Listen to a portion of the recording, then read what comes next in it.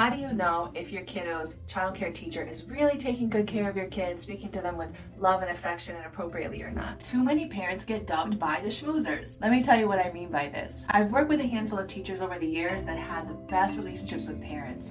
They were schmoozing, talking, BFF status, but when the parents weren't there, they were really inappropriate with children or were harsh to them. In some cases, I even let the teachers go because what they did was so horrific, and I had parents lining up at my office door yelling at me upset because I just let go of their favorite teacher. If you had any idea what she did, she should not be working with children. Those kind of teachers have the parents fooled. On the other hand, I work with teachers that were super socially awkward, introverted, not great at interacting with parents. But let me tell you, those little ones were well taken care of, and they showered them with love and affection. Working in a classroom with children was really the environment where they thrived. But I would definitely get more complaints from parents about those teachers than about the schmoozers. Of course, the ideal teacher is one that has both qualities, but if you were to choose between the two, which would you prefer? How can you know then if a schmoozer is just schmoozing and not taking good care of the kids and potentially doing inappropriate things? I'm sorry to say, but this can actually be very tricky to tell. Here are a few tips you can try. First of all, don't tell any childcare provider that I told you to do this, because we really don't like it and it makes us feel like you don't trust us.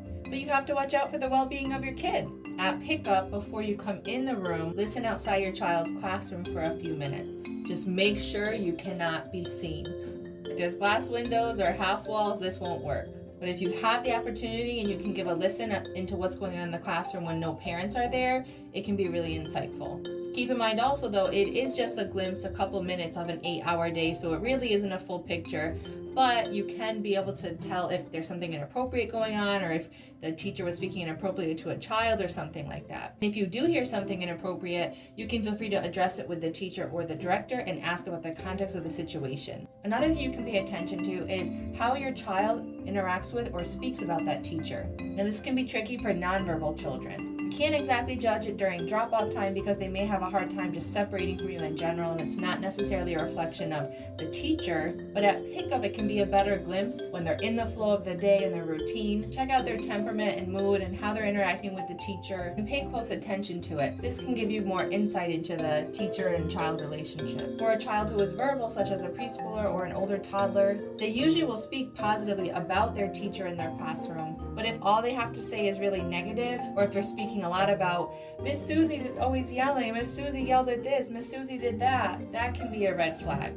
A third tip, a lot of centers nowadays have cameras where the parents can actually check in through an app during the day and be able to see what's going on in the classroom. Although they usually don't have audio and you can't hear, but body language and nonverbal communication can reveal a lot. And the fourth tip, watch how they interact with the other kids while you're there. Most teachers aren't going to do anything inappropriate or that would rub you the wrong way while you're there in front of your child. But pay close attention to how they and the other teachers in the classroom are interacting with the other babies or toddlers or preschoolers, because chances are they're probably treating your child like that when you're not there. And don't be fooled by the schmoozing. Thanks for watching. I hope this was helpful. Be sure to subscribe to my channel for more childcare tips and tricks for parents.